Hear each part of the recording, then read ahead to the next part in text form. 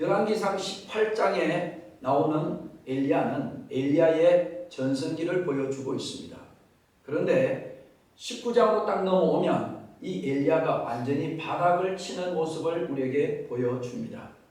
19장의 엘리야를 보면 이 사람이 18장 그 엘리야 맞나?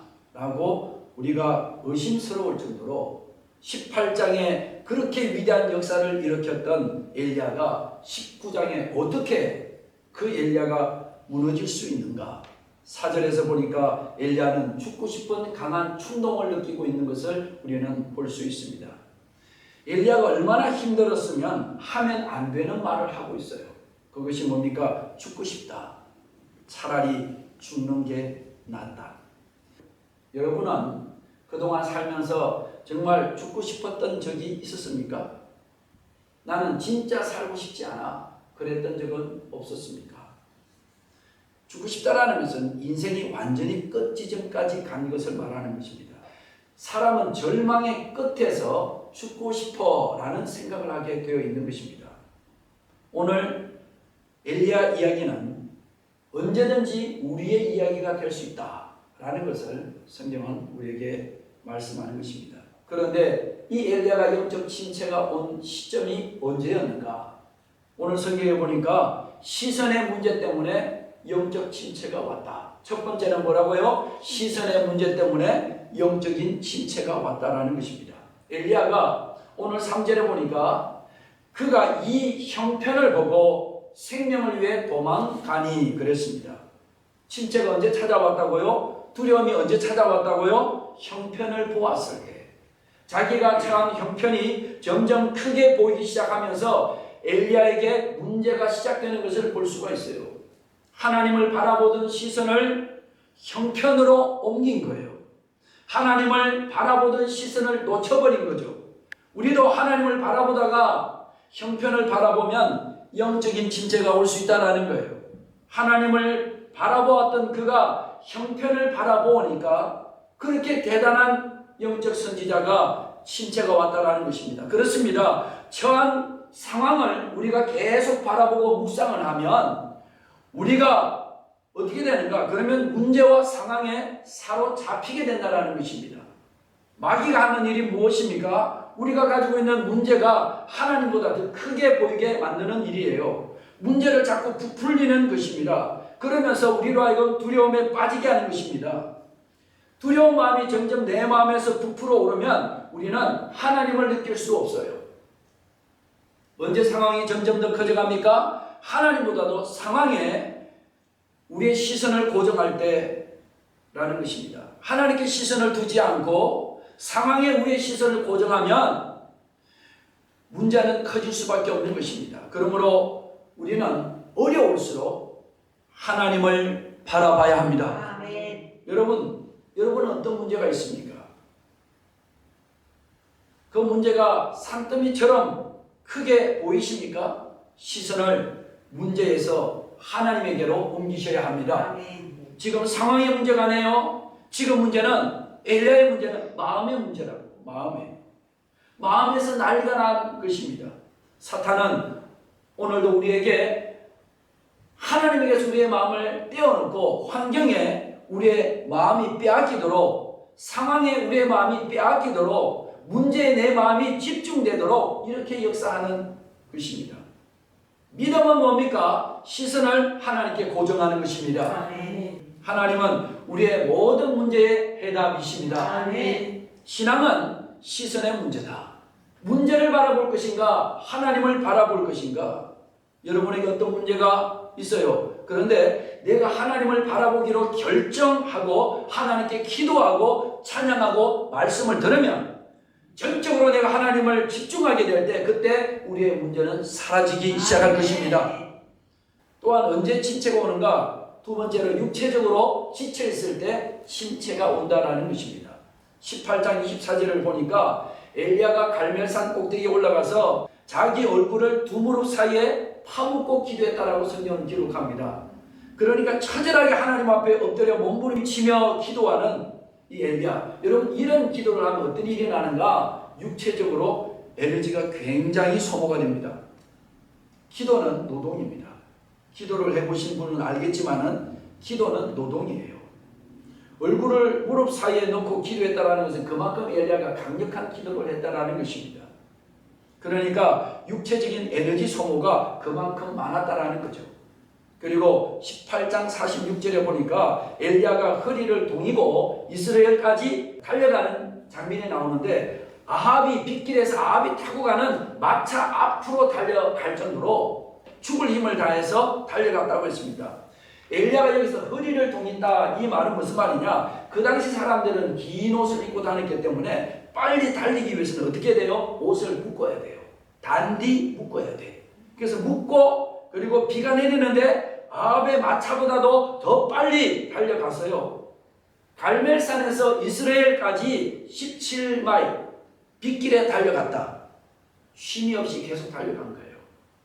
엘리야는 갈멜산 전투에도 850대 1로 싸울 때도 하나님 앞에 엎드려 갈멜산에서 기도할 때도 그리고 아합의 마차 앞으로 달려갈 때도 엘리야의 모습은 한마디로 육체적으로 정신적으로 완전 고갈 상태라는 것입니다.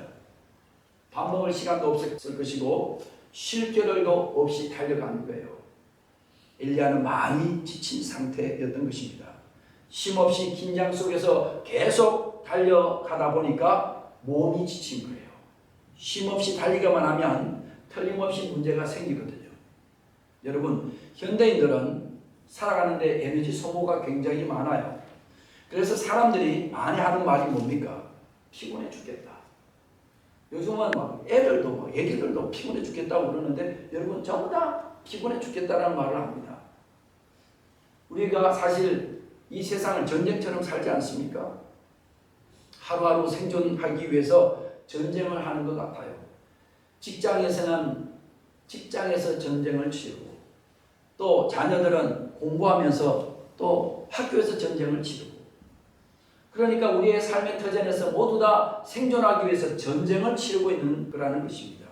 그렇게 살다 보니까 충분한 휴식을 취하지 못하고 스트레스 속에 계속 우리가 달려가게 되는 것입니다. 인간이 열심히 살고 나면 이렇게 지치고 뭔가를 포기하고 싶은 피곤함이 어느 날 우리에게 찾아올 수 있다는 것입니다.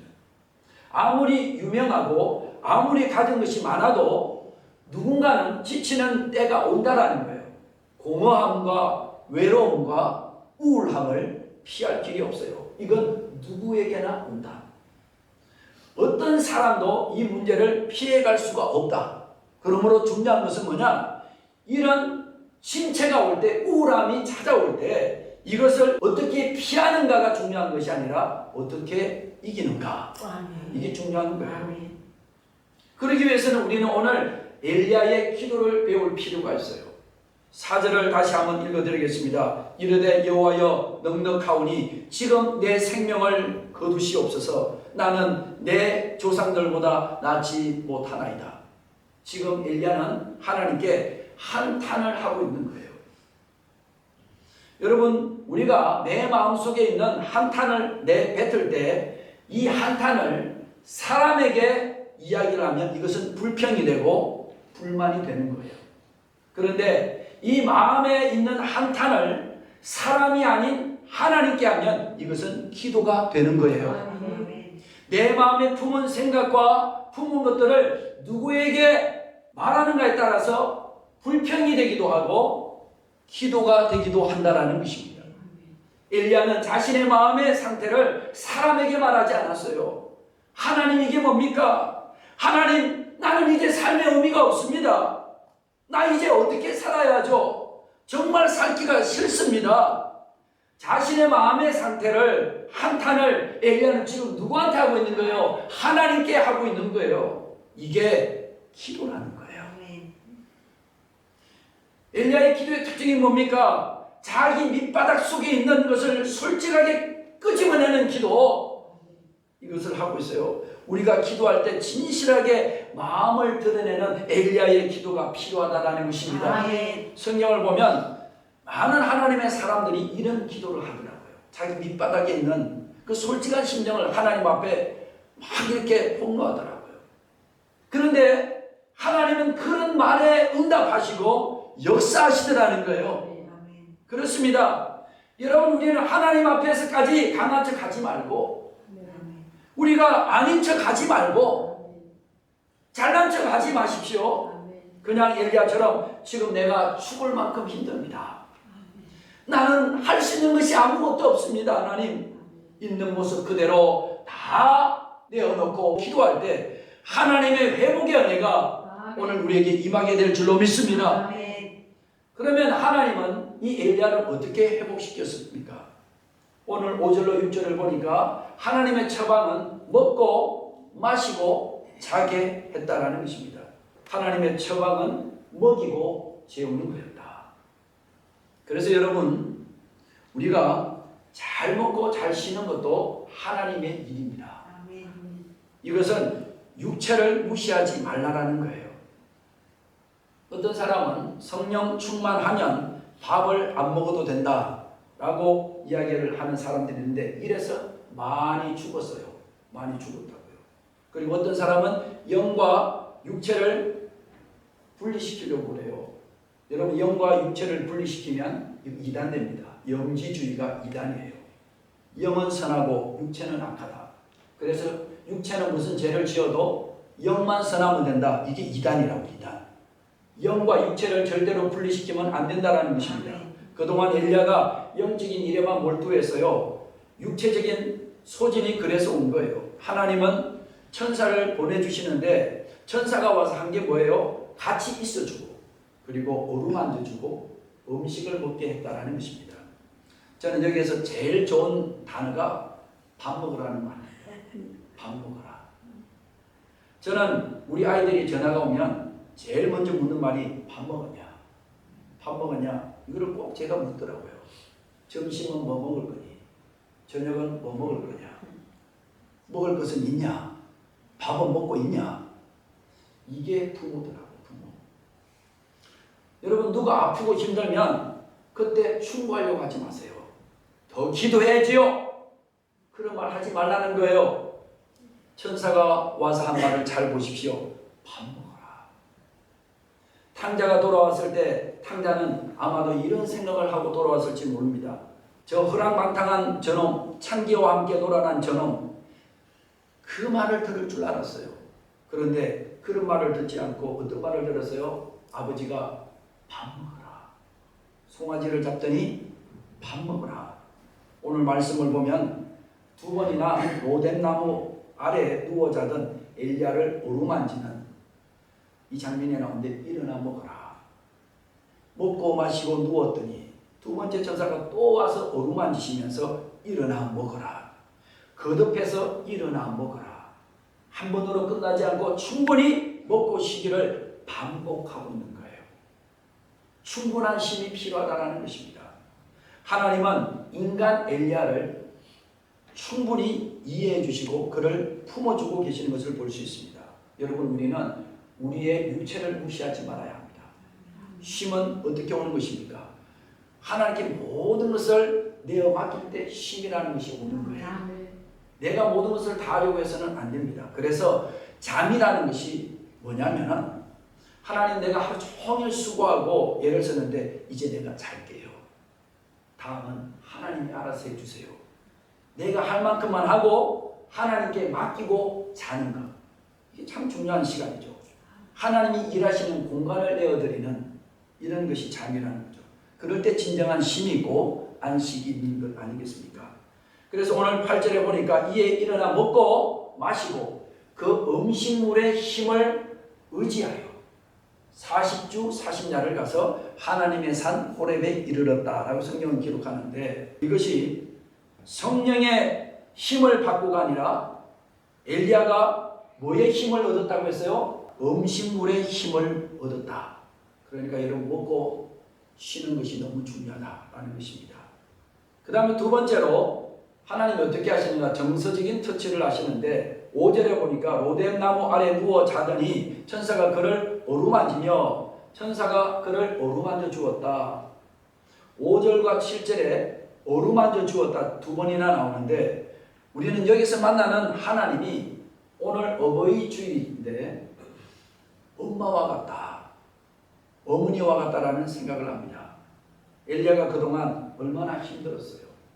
그래서 이 어루만지시는 그 손길로 엘리야야, 너 그동안 많이 힘들었지. 그동안 많이 외로웠지. 이렇게 어루만지시면서 사랑의 터치를 하는 이것을 볼 수가 있어요. 사람은 동물과 달라요. 배만 부르면 만사 오케이. 이런 사람은 이 짐승같이 사는 거예요. 그래서 사람은요, 스킨십이 참 중요합니다. 그러니까 눈인사보다도 악수가 좋은 거고, 악수보다도 허가하는 것이 더 좋은 거고, 깊은 터치가 사람에게는 필요하다는 것입니다. 교감이 있어야 된다는 것입니다. 오늘도 하나님은 사람을 통해서, 천사를 통해서 우리를 만져주실 때, 어떻게 할 때? 만져주실 때 회복이 일어난다. 여러분, 위로의 하나님을 만나시기 바랍니다. 주님의 사랑의 터치를 경험하시기를 바랍니다. 세 번째는 하나님의 세미한 음성을 들어야 된다는 것입니다. 21절에 하나님은 바람 가운데, 불 가운데, 지진 가운데도 계시지 않았다고 했습니다. 불 이후에 세미한 소리가 있었다고 했습니다. 엘리야는 불의 기적, 물의 기적, 죽은 사람이 살아나는 온갖 기적을 다 경험했던 사람입니다. 그러나 무엇보다도 중요한 것은 하나님이 말씀하시는 세미한 음성이라는 것입니다. 왜 엘리야가 침체에 빠진 것입니까? 하나님의 음성을 듣기보다 사람의 말에 귀를 기울였기 때문에 그렇습니다. 세미한 주의 음성을 듣는 사람은 사람의 말에 흔들리지 않아요. 그래서 말씀 묵상을 매일 하는 것이 그렇게 중요한 거예요. 내가 묵상한 말씀이 내 마음속에 있잖아요. 그러면 다른 사람이 내게 한 말이 나를 흔들지 못해요. 내가 묵상한 말씀이 내 마음속에 있으면 다른 사람이 내게 한 말이 나를 흔들지 못하고, 다른 사람이 나에게 한 말이 나에게 상처가 되지 않아요. 그런데 다른 사람의 말이 자꾸 나에게 상처가 된다는 것은 내가 지금 하나님의 음성에 귀를 기울이고 있지 않다는 거예요. 내 마음이 지금 약해져 있다는 것입니다. 주의 세미한 음성을 들어야 합니다. 아멘. 회복은 대단한 물과 불과 바람과 같은 기적을 통해서 일어나는 것이 아니라 회복은 하나님의 세미한 음성을 통해서 일어난다라는 것입니다. 그 말씀이 나를 살려내는 것이다. 아멘. 여러분, 이 말씀의 능력을 믿으시기 바랍니다. 아멘. 말씀을 들으면 내 영혼이 살아나요. 아멘. 오늘도 말씀 한마디만 여러분 영혼에 꽂혀도 그 영혼이 살아나게 될 줄로 믿습니다. 아멘. 우리의 회복은 하나님이 우리에게 세미한 음성을 들려주심으로 아멘. 우리를 살아나게 하시고 아멘. 회복시키신다는 것을 믿게 되기를 바랍니다. 아멘. 여러분, 인생의 고난은 우리의 영적 시야를 이렇게 좁히는 일을 합니다. 마치 우리가 어두운 터널을 지나가는 것과 같아요. 터널 안에 들어가면 어떻게 됩니까? 우리의 시야가 좁아질 수밖에 없는 거죠. 그래서 고난은 우리의 시야를 좁게 만든다는 것입니다. 그때는 내가 내 인생을 해석하려고 시도하지 않는 것이 좋아요. 그런데 사람들은 고난이 오면 항상 해석을 하고 싶어 하거든요. 그런데 그 해석은 반드시 틀리게 되어 있어요. 왜냐하면 시야가 확보가 되어 있지 않기 때문에 그래요. 여러분, 주님이 인생을 힘든 구간으로 데리고 들어갔을 때 그분을 원망하거나 그분을 등지거나 그분을 떠나가는 것이 아니라 그 주님을 붙잡고 그 구간을 지나가야 푸른 초장과 물가가 나오는 줄로 믿습니다. 아멘. 우리는 우리 자신에게 종종 실망할 때가 있습니다. 그런데 자기 자신에게 실망하지 말고 절망해야 돼요. 엘리야가 자기에게 실망해서요, 절망했잖아요. 여러분, 우리 인생에 왜 기적이 안 일어나는 줄 아십니까? 실망하고 멈추기 때문에 그래요. 내 자신이 실망스러운 정도로 끝나기 때문에 그래요. 완전히 내가 나에게 절망해야 돼요. 아멘. 공중에서 공이 탁 떨어질 때 이 공중에서 공이 바닥에 탁 떨어져야만 바닥에 부딪혀서 바운스백 하면서 공이 올라오는 거잖아요. 그와 마찬가지로 많은 인생들이 떨어져서 부서지는 것이 싫다는 거예요. 고통스러운 것이 싫다는 거예요. 그래서 바닥에 떨어지지 않게 인간적으로 막 자기를 붙잡아요. 인간적인 어떤 수를 쓰는 것입니다. 그게 아니라 그냥 바싹 깨져야 된다는 것입니다. 아멘. 모세가 40년 동안 완전히 바싹 깨지고 나서 다윗이 사울의 칼날을 피해서 광야에 10년 도망자의 세월을 보면서 완전히 깨지고 나서 아멘. 하나님이 쓰시잖아요. 그런데 사람들은 자기 인생이 깨지는 것이 싫거든요. 여러분, 우리가 빨리 깨져야 하나님이 우리를 들어 쓰시는데 말이죠. 아멘. 그런데 안 깨지려고 하니까 하나님이 못 쓰시는 거예요. 내 인생은 아무런 소망이 없다. 이것을 절절히 고백해야 하나님의 소망이 시작이 된단 말이에요. 아멘. 내가 어떻게든 해보겠습니다. 이걸로는 하나님의 개입이 이루어질 수 없어요. 이걸로는 하나님이 개입하실 수 없단 말입니다. 여러분, 우리도 엘리야처럼 빨리 나에게 절망하셔야 합니다. 아멘. 내가 뭘 할 수 있는 것이 없구나. 아멘. 절망의 바운스백을 경험해야 하나님의 소망을 경험하게 될 줄로 믿습니다. 아멘. 여러분, 정말 절망했다면 이제 하나님께 다 맡기십시오. 아멘. 다 내려놓으시면 아멘. 그때부터 주님이 일하시고 아멘. 개입하실 것입니다. 회복이 된 엘리야에게 주께서 찾아오셔서 말씀하시는 것이 뭐예요? 9절에 보니까 엘리야야, 너가 어찌하여 여기 있느냐? 이 말이 뭐예요? 지금 너 동굴 안에 있으면 안 된다는 말이죠. 너 여기 주저앉아 있으면 안 돼. 일어나. 왔던 길로 다시 돌아가라는 것입니다. 아멘. 그 길이 어떤 길이에요? 사명의 길. 아멘. 그렇습니다. 진정한 회복은 사명의 회복입니다. 아멘. 다시 마음을 추스르고 사명자로 살아가라는 것입니다. 아멘. 베드로가 무너졌잖아, 배반하고. 그런데 예수님이 다시 너가 나를 사랑하느냐 그렇게 물으시면서 베드로를 다시 사명자의 길을 걷게 하셨을 때 베드로에게 참된 회복이 왔던 것처럼 여러분, 오늘도 엘리야에게 하나님은 일어나 너의 포기하고 절망하고 끝나도록 하나님이 절대로 내버려 두지 아니하신다는 거죠. 반드시 일으켜 세워주시는 하나님. 아멘. 진정한 회복은 사명의 길로 다시 걸어가는 거예요. 아멘. 진정한 회복은 계속 쓰임받는 거예요. 아멘. 진정한 회복은 본래 있는 자리로 돌아가는 거예요. 아멘. 주님을 위해 사는 사람들은 힘들 때가 옵니다. 바닥을 칠 때가 와요. 침체의 때가 와요. 지칠 때가 와요. 그런데 그런 나를 하나님이 그냥 내버려 두지 아니하세요. 다시 회복시키시는 분이세요. 우리를 다시 일으켜 세워주시는 하나님. 혹시 지금도 로뎀나무 아래 앉아 계시는 분이 계십니까? 더 이상 나는 살고 싶지 않다라고 소리치고 있는 분이 계십니까?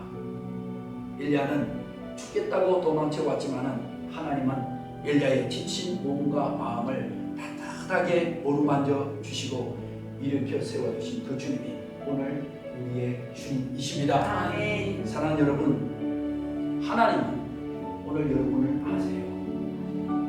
여러분의 체질을 아시고 그리고 여러분의 지금 신앙의 현 주소를 알고 계세요. 엘리야가 로뎀나무 아래 쓰러진 것처럼 우리도 쓰러져 하나님 앞에 나와야 합니다. 여러분, 엘리야가 로뎀나무 앞에서 쓰러진 것처럼 우리도 쓰러져도 하나님 앞에서 쓰러져야 합니다. 아멘. 쓰러져도 세상 앞에 쓰러지지 말고 십자가 앞에서 쓰러져야 하나님 여러분들을 회복시키지 않겠습니까? 아멘. 누구나 침체에 빠질 수 있어요. 절망에 빠져서 모든 것을 끝내고 싶을 때가 와요. 우리는 그렇게 한없이 연약한 존재들이라는 것을 하나님이 아세요. 넘어지고 낙심에 빠질 수 있어요. 정말로 모든 것을 끝내고 싶은 그런 마음이 들 때가 있지만은 하나님이 우리를 그냥 내버려 두지 아니하시고 아멘. 우리 하나님은 어떤 분이세요? 회복시켜 주시는 하나님이시다. 아멘. 엘리야를 찾아오신 우리 주님이 오늘도 저와 여러분들을 찾아오셔서 아멘. 로뎀나무에 앉아있는 우리를 너희 이렇게 세워주시고 다시 우리로 하여금 사명의 길을 걷게 하시는 이 하나님의 은혜를 경험하는 우리 모두가 되기를 주의 이름으로 축원합니다. 아멘. 기도하시겠습니다. 주님, 오늘도 상한 마음을 안고 주님 앞에 나왔습니다. 하나님, 엘리야가 갈멜산에서 담대했지만은 로뎀나무 아래서는 죽고 싶어 했습니다. 우리도 이민자의 삶 속에서 수없이 무너졌습니다. 겉으로는 웃고 살지만 아무도 모르는 외로움과 눈물과 지침이 있습니다. 하나님, 오늘 이 시간 우리 안에 숨겨두었던 깊은 탄식들을 주님 앞에 내려놓습니다. 사람에게 쏟아내면 원망이 되지만은 하나님께 가지고 나가면 기도가 됨을 믿기에 주님, 엘리야를 정죄하지 아니하시고 두 번이나 찾아오셔서 어루만지셨던 그 손으로 오늘 우리를 만져 주옵소서. 지친 영혼을 만져주시고 상한 마음을 만져주시고 무너진 믿음을 일으켜 세워 주옵소서. 일어나 먹으라고 말씀하신 하나님, 오늘도 우리에게 하늘의 힘을 공급하여 주옵소서. 더 이상 혼자가 아니라는 것을 깨닫게 하여 주옵시고, 하나님 지금도 우리 곁에서 함께 하심을 경험하게 하옵소서. 주님, 세상의 큰 소리가 아니라 하나님의 세미한 음성으로 엘리야를 살리셨던 것처럼 오늘 우리의 영혼에도 조용히 말씀하여 주시옵소서. 내가 너를 안다. 내가 너를 사랑한다. 아직 너는 끝나지 않았어. 내가 너와 함께한다. 사랑하는 여러분, 오늘 제가 이 시간 찬양할 때 주님께서 주신 말씀 붙들고 기도하십시다. 주님의 음성이 오늘도 죽어가던 우리의 마음을 다시 살려주시기를 원합니다. 우리 함께 하나님 앞에 기도로 나아가기를 원합니다. 기도하겠습니다.